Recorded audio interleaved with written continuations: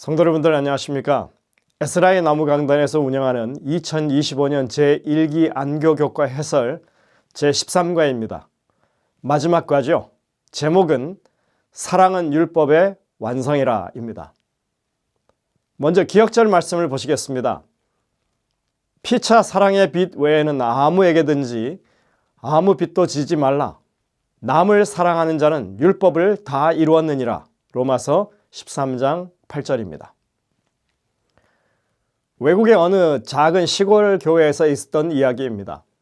교회에 책임이 있는 지도자 한 사람이 인터넷 음란물을 수집하고 아내를 폭행한 혐의로 경찰에 체포되어서 조사까지 받은 사건으로 물의를 일으킨 적이 있었습니다. 주변의 주민들도 다 아는 사건이 되었습니다. 그 일로 교회 직원회가 이 문제를 다루게 되었는데 그 중에 어떤 사람은 하나님이 사랑이신데 우리가 어떻게 그분을 징계할 수 있느냐며 반대 의견을 표했다고 하는 것입니다.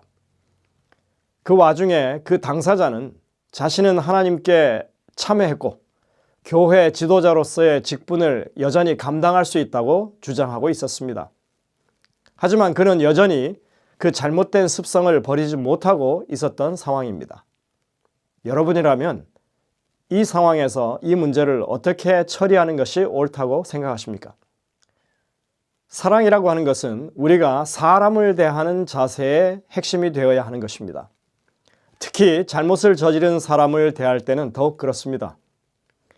자비는 사랑의 핵심이고 이웃을 사랑하는 것은 율법을 완성하는 것이라고 이렇게 분명하게 말씀하고 있습니다. 그렇다고 해서 여전히 잘못을 행하는 것을 묵인해 주는 것이 과연 사랑일까요? 히브리서 12장 8절에 이렇게 말씀합니다. 주께서 그 사랑하는 자를 징계하시고 그가 받아들이시는 아들마다 채찍질 하심이라 하였으니. 또 잠언 13장 24절에도 이렇게 말씀합니다. 매를 아끼는 자는 그의 자식을 미워함이라. 자식을 사랑하는 자는 근실히 징계하느니라. 이렇게 말씀합니다. 우리가 진정으로 사랑한다면 잘못한 것을 두고 오냐오냐 해주면 안 되는 것입니다. 처벌을 해서라도 잘못된 것을 바로잡아 주는 것이 사실은 진정한 사랑에 속하는 일이죠. 사랑이 참으로 율법의 완성이라면 우리는 율법을 사랑과 관계없는 다른 것으로 이해하거나 사랑과 율법을 분리해서 생각하지 않도록 주의해야 하는 것입니다. 성경에서는 사랑과 율법이 함께하는 것으로 계속해서 말하고 있습니다. 거룩한 율법의 제정자이신 하나님 자신이 사랑이시기 때문에 그분의 법은 사랑의 법입니다. 엘렌 화이트가 말한 것처럼 하나님의 율법은 하나님의 성품의 사본입니다. 하나님의 율법은 추상적인 이론을 모아놓은 것이 아니라 우리의 번영을 위해서 주신 실제적인 명령과 지침입니다. 하나님의 율법은 그 자체로 하나님의 사랑의 표현인 것입니다. 일요일 소재로 가겠습니다. 사랑의 법. 하나님의 법은 추상적인 원칙이 아니라고 했죠. 하나님의 율법은 관계가 어떠해야 함을 우리에게 말해주고 있는 것입니다. 이것은 십계명에서 분명하게 드러나고 있습니다. 십계명은 하나님과 사람 사이의 관계, 그리고 사람과 사람 사이의 관계를 지배하고 있는 사랑의 원칙입니다. 그 기본 원칙은 에덴 동산에서부터 이미 존재해 왔죠. 개신교 일각에서 십계명은 모세 때 와서야 주어진 것이라고 주장하지만 그것은 잘못된 이해입니다. 그럼 모세 이전에는 하나님의 백성들에게 도덕법이 없었다는 말일까요? 살인이나 절도, 간음에 관한 이런 법률은 함무라비 법전 같은 사회법을 따르고 있었다가 모세 때 십계명이 반포될 때 하나님의 백성들이 그제서야 오늘과 같은 그런 도덕법을 가지게 되었단 말입니까? 십계명이 함무라비 법전에서 차용된 그런 도덕법일까요? 그것은 말도 안 되는 그런 주장입니다. 하나님께서 이삭을 만나 아브라함에 대해서 이야기하실 때 이렇게 말씀하십니다. 이는 아브라함이 내 말을 순종하고 내 명령과 내 계명과 내 율례와 내 법도를 지켰음이라. 성문법으로 존재하지는 않았더라도 하나님의 백성들에게 이방인들보다 훨씬 더 높은 도덕적 기준이 있었던 것이 분명한 것입니다. 아브라함은 분명히 일반적인 도덕법을 포함해서 안식일도 지킨 그런 사람이고 11조도 드리는 신앙이었습니다. 그래서 하나님은 그가 하나님의 명령과 계명과 율례와 법도를 지키는 사람이었다고 이렇게 보증하고 계신 것입니다. 개신교 내에서 모세 때 와서야 이런 도덕법이 주어졌다고 하는 근본적인 이유는 단지 안식일 때문입니다. 안식일은 창조 기사에만 나오고 그리고 모세 때까지는 나오지 않습니다. 그래서 안식일은 모세 때부터 지켜진 것이라고 하는 논리를 펼치려고 그렇게 주장하는 것입니다. 하지만 안식일을 부정하려면 다른 도덕률의 존재도 함께 부정해야만 그 논리가 성립됩니다. 하나님의 율법은 하나님과 인간 사이뿐만 아니라 인간과 인간 사이의 관계를 떼어놓고서는 존재하기 어렵습니다. 창조주일부터 시내산까지 안식일에 대한 언급이 없다고 해서 안식일을 지키지 않았다는 말이 아닌 것입니다. 오히려 그 반대죠. 너무나 당연히 이것을 지켜왔기 때문에 언급하지 않아도 되는 것입니다. 우리는 이것을 침묵의 논증이라고 말합니다. 하나님께서 출애굽기 20장에서 십계명을 선포하고 돌비에 새기신 것, 즉 성문화하신 것은 이스라엘과의 언약 관계를 나타내기 위함이었습니다. 백성들을 이집트에서 구원해 내시고 그 다음에 십계명을 기록해 주십니다. 그것은 하나님께서 그들을 사랑하신다고 하는 사실을 보여주는 것이었고 또 그 조상들에게 말씀하신 대로 이스라엘과의 언약에 근거한 그런 일이었습니다. 성경에 나타나는 하나님의 율법은 언제나 십계명을 포함해서 하나님과 인간 사이의 관계와 인간 상호 간의 관계의 번영을 목적으로 한다는 것을 우리가 살펴볼 수 있습니다. 십계명은 출애굽기 20장 3절부터 17절에 나옵니다. 이 내용은 우리가 너무나 잘 아는 내용이기 때문에 다 읽지는 않겠습니다. 십계명은 크게 두 부분으로 나눠지는데 처음 4계명은 하나님과 사람 사이의 관계를, 그리고 나머지 6계명은 사람들 사이의 관계를 다루고 있습니다. 이렇듯이 하나님과의 관계와 다른 사람과의 관계는 하나님의 율법의 원칙으로 세워져 있는 것입니다. 십계명을 이렇게 두 부분으로 나누는 것은 예수님께서 가장 큰 2계명이라고 밝히신 내 마음을 다하여 주 너희 하나님을 사랑하라 하신 그 말씀과 그리고 내 이웃을 내 자신과 같이 사랑하라 하셨던 그 구분과 정확히 일치하는 것입니다. 처음 4계명은 우리가 온 전인을 다해서 하나님을 사랑하는 방법이고 나머지 6계명은 우리가 서로를 자기 자신처럼 사랑하는 방법입니다. 예수님은 이 2가지 위대한 사랑의 계명이 율법에 내재되어 있다고 분명히 말씀하셨습니다. 그리고 사도 바울은 그러한 율법의 원칙을 분명히 이해하고 이렇게 기록합니다. 간음하지 말라, 살인하지 말라, 도둑질하지 말라, 탐내지 말라 한 것과 그 외에 다른 계명이 있을지라도 내 이웃을 내 자신과 같이 사랑하라 하신 그 말씀 가운데 다 들었느니라. 사랑은 이웃에게 악을 행하지 아니하나니 그러므로 사랑은 율법의 완성이니라. 바울은 너무나 정확하게 설명해 줍니다. 십계명 후반부는 내 이웃을 사랑하라 하신 그 말씀에 다 들었다고 하는 것입니다. 예수님이 모든 율법을 단 2가지 하나님 사랑과 이웃 사랑으로 요약한 것이 오늘날에도 유효하다면 십계명 첫째부터 4번째 계명까지도 오늘날 여전히 우리에게 유효한 것입니다. 일요일 서재 영감의 교훈을 보시겠습니다. 십계명은 사랑의 원칙. 이 2계명이 다 사랑의 원칙의 표현이다. 둘째 계명을 범하면서 첫째 계명을 지킬 수 없으며 첫째 부분을 범하면서 둘째 부분을 지킬 수 없다. 하나님께서 마음의 보좌에 바른 자리를 차지하고 계실 때 우리 이웃에게도 바른 자리를 줄 수 있을 것이다. 우리는 우리 자신처럼 하나님을 사랑해야 한다. 그리고 우리가 하나님을 최고로 사랑할 때만 우리 이웃을 공평하게 사랑할 수 있다. 시대의 소망 607쪽입니다. 월요일 소지입니다. 율법은 거룩하고 의롭고 선하다. 사랑은 하나님의 율법의 기초입니다. 다시 말해 율법의 정신입니다. 하나님께서 스스로 율법을 지키실 때 그분은 사랑을 지키시는 것입니다.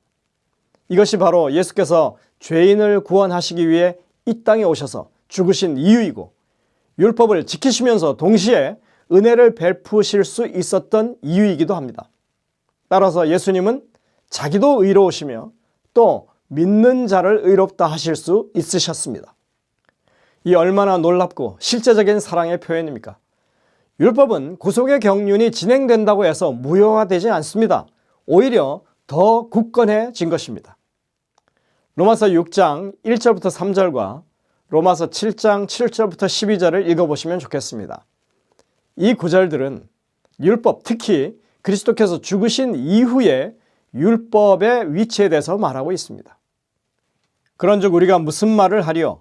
은혜를 더하게 하려고 죄에 거하겠느냐? 그럴 수 없느니라.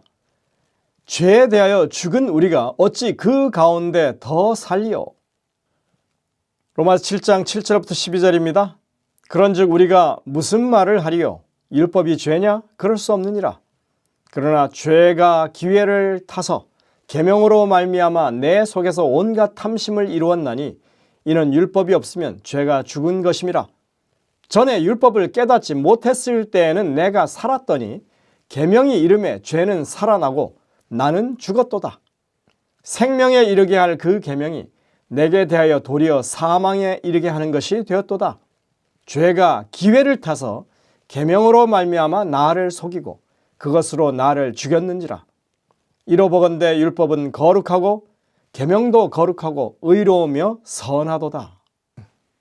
하나님께서 원하시는 정의, 공의를 실현하기 위해서 주어진 이 율법에 대해서 바르게 깨우친다면 이 율법은 결코 폐하거나 무시될 수 없다고 하는 것을 우리가 알 수 있는 것입니다.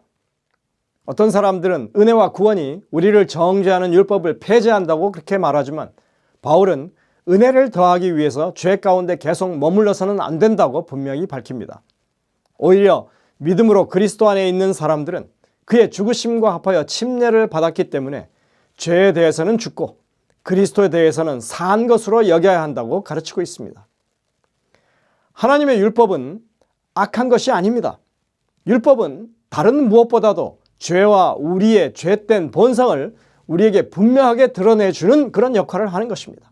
그렇기 때문에 율법은 거룩하고 계명도 거룩하고 의로우며 선하다고 말씀하는 것입니다. 오직 율법만이 우리에게 그리스도로 말미암은 구원과 구속이 절실히 필요하다고 하는 사실을 보여주고 있습니다.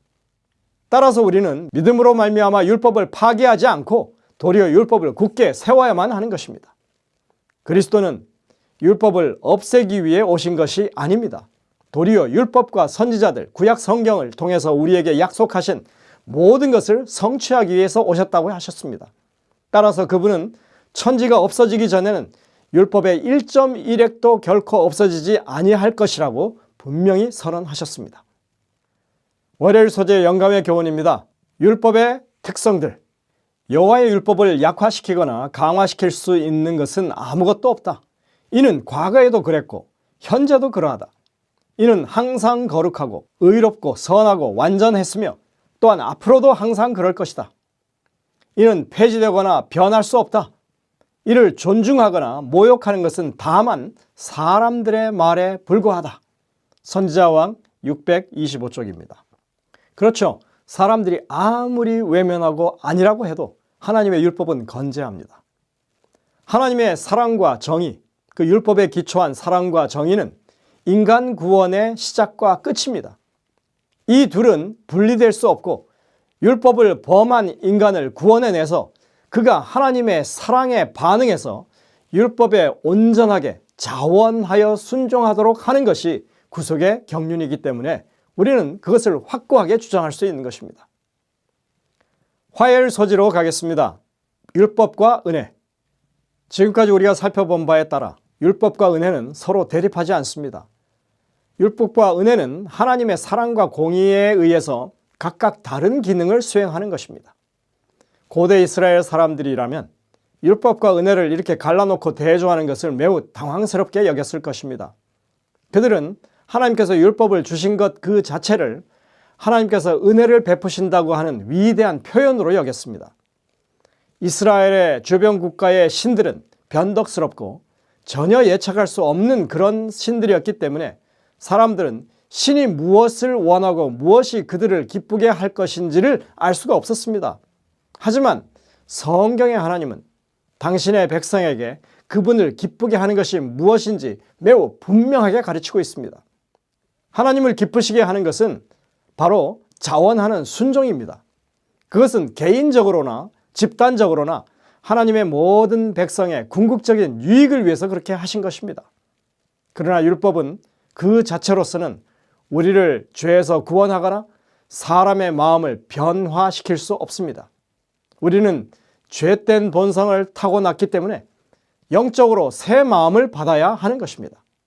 예레미야 31장 31절부터 34절을 여러분들 읽어보시기 바랍니다. 이것은 우리에게 새 마음을 주시겠다는 하나님의 약속에 관한 말씀입니다. 그리고 이 구절들을 요한복음 3장에 이 니고데모를 만나신 예수님께서 거듭남에 대해서 말씀하신 그 말씀과 비교해 보시길 바랍니다. 여호와의 말씀이니라. 보라, 날이 이르리니 내가 이스라엘 집과 유다 집에 새 언약을 맺으리라. 이 언약은 내가 그들의 조상들의 손을 잡고 애굽 땅에서 인도하여 내던 날에 맺은 것과 같지 아니할 것은 내가 그들의 남편이 되었어도 그들이 내 언약을 깨뜨렸음이라. 여호와의 말씀이니라. 그러나 그날 후에 내가 이스라엘 집과 맺을 언약은 이러하니 곧 내가 나의 법을 그들의 속에 두며 그들의 마음에 기록하여 나는 그들의 하나님이 되고 그들은 내 백성이 될 것이라. 여호와의 말씀이니라. 그들이 다시는 각기 이웃과 형제를 가르쳐 이르기를 너는 여호와를 알라 하지 아니하리니 이는 작은 자로부터 큰 자까지 다 나를 알기 때문이라. 내가 그들의 악행을 사하고 다시는 그 죄를 기억하지 아니하리라. 여호와의 말씀이니라. 십계명은 하나님께서 직접 돌판에 친수로 새겨주셨습니다. 하지만 하나님의 백성의 마음 가운데도 그 율법이 기록되어야만 했습니다. 의인의 입은 지혜로우며 그의 혀는 정의를 말하며 그의 마음에는 하나님의 법이 있으니 그의 걸음은 실족함이 없으리로다. 이 말씀에 의하면 하나님의 법은 마음에 두는 것입니다. 또한 사도 바울은 로마서 2장에서 할례는 마음에 하는 것이라고 잘라 말했습니다. 하나님의 사랑의 법은 사람의 외부에 있는 것이 아니라 우리 인격 자체에 내재되어야 한다고 하는 것을 말하고 있는 것입니다. 오직 하나님만이 인간의 마음에 당신의 법을 새기실 수 있고 그분은 언약한 백성을 위해서 그렇게 하겠다고 약속하셨습니다. 히브리서에서는 이것을 그리스도께서 이 땅에 오셔서 이루신 일이라고 분명하게 말하고 있습니다. 또 주께서 이르시되 그날 후에 내가 이스라엘 집과 맺을 언약은 이것이니 내 법을 그들의 생각에 두고 그들의 마음에 이것을 기록하리라. 나는 그들에게 하나님이 되고 그들은 내게 백성이 되리라. 예레미야 31장에 있는 말씀을 인용한 말씀입니다. 하나님의 법이 우리 마음 가운데 새겨진다고 하는 것은 무엇을 의미할까요? 그것은 우리가 정말 하나님의 은혜로 말미암아 구원 얻는다고 하는 것을 이제 믿음 가운데서 온전히 이해한다고 하는 것을 의미하는 것입니다. 율법을 지키는 것으로는 자신을 구원할 수 없습니다. 구원은 오직 하나님의 은혜를 통해서 믿음으로 받는 것입니다. 이것은 우리 자신에게서 난 것이 아닙니다. 하나님의 선물입니다. 우리는 구원받기 위해서 율법을 지키는 것이 아니라 이미 구원받았기 때문에 하나님의 백성으로서 정말 마음에서 자원하여 율법을 지키는 것입니다. 로마에서는 로마법을 따라야 한다고 하는 말처럼 우리가 하나님의 백성이 되었으니까 당연히 하나님 나라의 율법에 우리의 마음에서 우러나오는 것으로 순종해야 한다고 하는 이치입니다. 화요일의 영감의 교훈을 보시겠습니다. 은혜의 언약.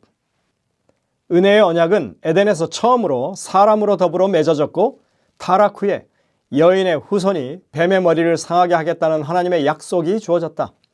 이 언약은 모든 사람에게 용서를 제공하고 그리스도 안에 있는 믿음을 통하여 순종할 수 있도록 돕는 하나님의 은혜를 제공했다. 그것은 또 하나님의 율법에 대한 충성을 조건으로 그들에게 영생을 약속했다. 그리하여 족장들은 구원의 소망을 갖게 되었다. 부조와 선지자 370쪽. 수요일 소지입니다. 사랑은 율법의 완성이라. 사랑과 율법의 관계는 아무리 강조해도 지나치지 않습니다. 성경은 사랑하는 것이 율법을 이루는 것이라고 분명히 말합니다. 이 얼마나 확고한 선언입니까? 바울은 우리가 이미 읽었던 말씀처럼 남을 사랑하는 사람은 율법을 다 이루었다고 가르치면서 십계명의 마지막 6계명을 나열한 후에 이 모든 것이 내 이웃을 자신과 같이 사랑하라 하신 그 말씀 가운데 다 들었다고 선언합니다.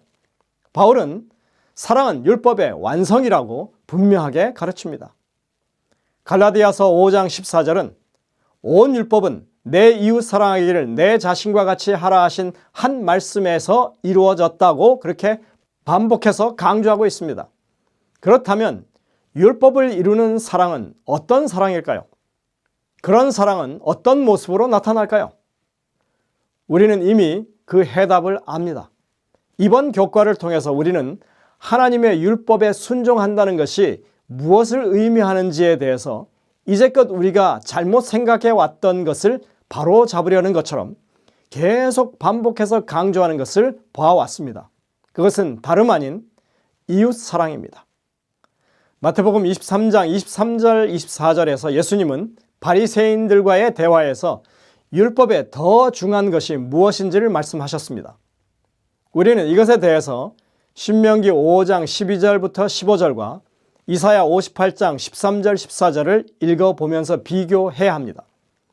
이 구절들은 특히 이 율법, 안식일 계명을 포함한 이 율법과 정의와 구원에 대해서 하나님이 무엇을 원하시는지 보여주고 있습니다. 화 있을진저 외식하는 서기관들과 바리새인들이여, 너희가 박하와 회향과 근채의 11조는 들이되 율법에 더 중한 바 정의와 긍휼과 믿음은 버렸도다. 그러나 이것도 행하고 저것도 버리지 말아야 할지니라. 맹인된 인도자여, 하루살이는 걸러내고 낙타는 삼키는도다. 예수님은 율법에 더 중한 바를 정의와 긍휼과 믿음이라고 하십니다. 다시 말해서 율법을 지킨다고 하는 것은 정의가 실현되고 그리고 긍휼이 드러나는 것을 말한다고 하는 것입니다. 이것을 모르면 말씀을 보는 것 자체에 큰 문제가 있습니다. 왜냐하면 말씀을 봐도 그것이 무엇을 의미하는지 보지 못하는 맹인과 같기 때문에 그렇습니다. 특히 안식일 계명과 관련해서 우리는 성경이 말하는 안식일 그 자체가 구원과 정의와 밀접하게 연결되어 있음을 알 수 있습니다. 신명기 5장에서의 안식일 계명은 하나님께서 이스라엘 백성들을 애굽에서 구원하신 것에 그 근거를 두고 있습니다. 그것은 안식일이 창조의 기념일 뿐만 아니라 노예 생활에서 이제 압제로부터 구원받은 구원의 기념일인 것을 의미하는 것입니다. 그리고 이사야 58장에서는 분명하게 말합니다. 안식일을 자신을 즐겁게 하는 일에서 돌이켜서 하나님께서 기뻐하시는 일을 우리의 즐거움으로 삼으라고 그렇게 명령하고 있는 것입니다. 내 성일에 오락을 행하지 아니하고 이를 존귀히 여기라, 이렇게 말씀하고 있죠. 여기서 내 오락을 구하지 말라고 하는 말씀이 2번이나 반복됩니다. 이 오락은 오늘날 아이들이 즐겨 노는 그런 컴퓨터 오락이 아닙니다. 이 단어는 단지 기쁨을 의미하는 단어입니다. 그런데 이것은 다른 사람에게 유익을 가져다 주는 어떤 일, 나로 말미암아서 다른 사람이 얻는 기쁨을 의미하는 단어입니다. 욥이 이렇게 말합니다. 내가 언제 가난한 자의 소원을 막았거나 과부의 눈으로 하여금 실망하게 하였던가. 여기 지금 한국말에는 소원이라고 되어 있지만 그것이 이사야 58장에 나오는 오락과 같은 단어입니다. 그러니까 욥은 자신이 가난한 자의 기쁨을 막은 적이 없다고 말하고 있는 것이죠. 즉 그는 다른 사람에게 유익을 주어서 그 사람이 기뻐하는 것을 좋아했다고 하는 그런 말입니다. 반대로 성경은 자신만의 기쁨을 위해서 타인을 괴롭히는 것은 진정한 기쁨이 될 수 없다고 그렇게 강조합니다. 이사야 58장 3절 5절입니다. 우리가 금식하되 어찌하여 주께서 보지 아니하시오며 우리가 마음을 괴롭게 하되 어찌하여 주께서 알아주지 아니하시나이까. 보라, 너희가 금식하는 날에 오락을 구하며, 자신만을 위한 기쁨이죠. 오락을 구하며 온갖 일을 시키는도다. 이것이 어찌 내가 기뻐하는 금식이 되겠느냐. 그러니까 안식일을 회복한다고 하는 것은 선을 행하고 굶주린 자를 먹이고 집 없이 떠도는 자에게 쉴 곳을 제공하는 이런 다른 사람을 위한 사랑과 정의를 실천하는 일이라고 하는 것을 강조하고 있는 것입니다. 수년 전에 세월호 사고 당시에 팽목항에서 있었던 일입니다. 재림교회에서는 이 목포에 있는 교회들을 중심으로 유족들을 위해서 매일 식사를 제공하는 밥차를 운영했습니다. 안식일이 되었습니다. 그래도 이 밥차는 쉬지 않고 계속 운영되었습니다. 이 봉사자들을 위해서는 오후에 따로 별도의 예배를 진행했습니다. 그런데 이 재림교회가 운영하는 밥차 옆에 안식일을 지킨다고 하는 또 다른 한 교단의 밥차가 있었습니다. 안식일에 그 밥차는 문을 닫았습니다. 그리고 거기에 공지문이 하나 붙어 있었습니다. 오늘은 안식일이라 쉽니다. 교우 여러분들은 이 상황을 어떻게 받아들이십니까? 근데 그 교단이 붙여놓은 공지문 아래 누군가가 이렇게 글을 적었습니다. 니들은 가라. 이웃의 고통과 절박한 필요를 차치하고 자신들의 종교적 의무만을 중시하는 그런 신앙을 이 사회가 거부한 것으로 볼 수 있는 대목입니다. 이사야 58장에 말하고 있는 진정한 안식일의 회복은 어떠해야 하는지 우리가 너무나 명확하게 이해할 수 있습니다. 이것은 안식일에 병자들을 고치신 예수님의 모본 가운데서도 우리가 그것을 분명하게 이해할 수 있는 것입니다.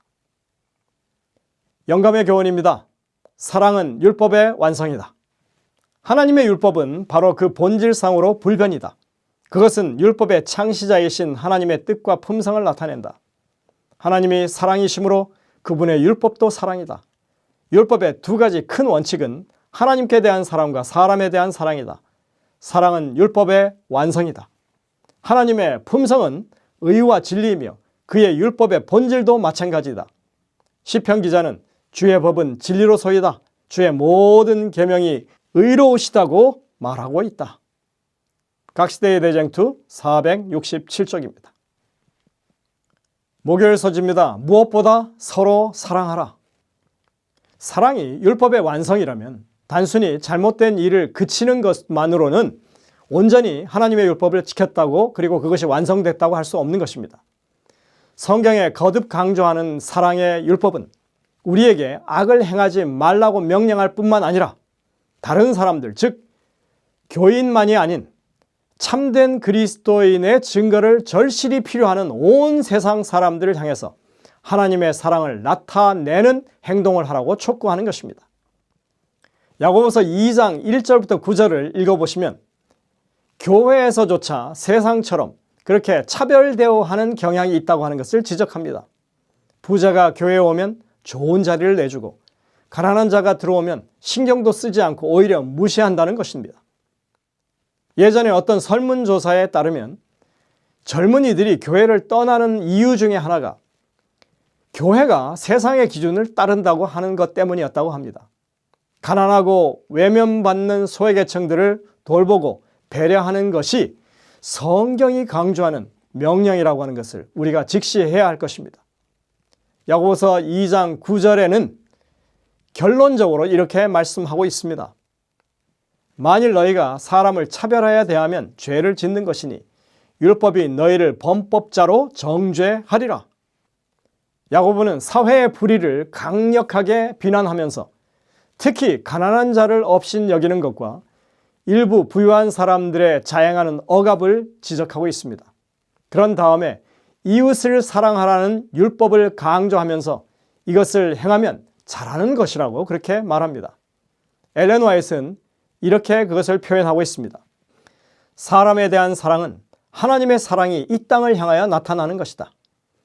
영광의 왕께서 우리와 하나가 되신 것은 이 사랑을 우리에게 심고 우리로 한 가족의 자녀가 되게 하기 위함이었다.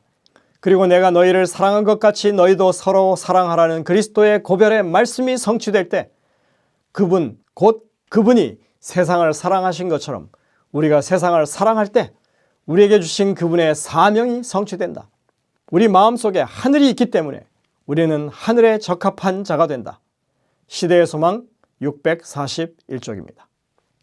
그리스도께서 세상을 사랑하신 것처럼 우리가 세상을 사랑할 때 우리는 하늘에 합당하게 된다고 말합니다. 예수님을 따르는 자가 된다고 하는 것이 무엇을 의미하는지에 대한 가장 강력한 표현입니다. 예수님은 제자들에게 내가 너희를 사랑한 것 같이 너희도 서로 사랑하라고 명하셨습니다. 주님은 또 이렇게 선포하십니다. 너희가 서로 사랑하면 이로써 모든 사람이 너희가 내 제자인 줄 알 것이다. 영감의 교훈입니다. 새 계명. 그리스도께서 그들을 사랑하신 것처럼 그들이 서로 사랑하지 않았기 때문에 이 계명이 제자들에게 새로운 것이었다. 새로운 이념과 충동이 그들을 지배해야 하였으며 새로운 원칙이 그들로 말미암아 실행되어야 하였으며 그분의 생애와 죽음을 통하여 그들이 사랑에 대한 새로운 개념을 받아들여야 된다는 사실을 예수님께서는 아셨다. 서로 사랑하라는 명령은 그리스도의 자아 희생의 빛 가운데서 한 새로운 의미를 가졌다. 시대의 소망 677쪽입니다. 금요일 소지입니다. 더 깊은 연구를 위해. 여기에서는 시대의 소망 70장인 내 형제 중에 지극히 작은 자를 읽어보라고 하면서 몇 인용구를 지금 인용하고 있습니다. 다른 사람들을 섬기는 자들은 목자장의 섬김을 받게 될 것이다. 그들은 자극적인 오락이나 저희 생애의 어떤 색다른 것을 바라지 않을 것이다. 가장 큰 흥미의 화제는 멸망하여 가는 영혼들을 어떻게 구원할 것인가 하는 것이 될 것이다. 친교는 유익한 것이 될 것이다. 구주께 대한 사랑이 마음을 연합하게 될 것이다. 여러분들, 우리가 이러한 사랑을 할 수 있을까요? 그러나 엘렌 화이트는 이것에 대해서 아주 분명하게 우리에게 확인시켜주고 있습니다. 모세가 무지하고 훈련되지 않았으며 반역하는 백성을 위해 봉사하도록 부름받을 때 하나님께서는 내가 친히 가리라, 내가 내게 평안을 주리라고 약속하셨다. 그리고 그분은 내가 반드시 너와 함께 가리라고 약속하셨다. 이와 같은 약속은 괴로움과 고통을 당하는 그분의 자녀들을 위하여 그리스도를 대신하여 일하는 모든 사람에게도 주어진 것이다. 시대의 소망 641쪽입니다. 이 일은 하나님께서 계속해 오신 일입니다. 그리고 우리에게도 함께 가자고 초청하십니다. 여러분들도 그 초청에 응하게 되시기를 간절히 바랍니다. 부족한 사람이 한 기 동안 사랑과 공의의 하나님이라고 하는 주제로 교과 해설을 담당해 왔습니다. 개인적으로 이 방대한 주제를 다루면서 많은 것을 배울 수 있었습니다. 하나님께서 바라시는 백성의 삶이 하나님의 공의를 실현하는 것이라고 하는 것을 절실히 공감하게 됐습니다. 재림교회가 이 험난한 시기에 나아갈 방향을 제대로 밝혀주신 것이라고 생각합니다. 하나님께서 그 뜻을 실현하는 길에 늘 함께 하신다는 약속을 여러분들 믿게 되시기를 간절히 바랍니다. 다음 기회는 성경 예언을 연구하는 방법으로 암시, 형상, 상징이라고 하는 주제로 공부를 하게 될 것입니다. 교과 해설은 서울 진차사 교회를 섬기시는 이대영 목사님께서 수고해 주시겠습니다. 그동안 시청해 주시고 사랑해 주신 성도님들께 진심으로 감사를 드립니다.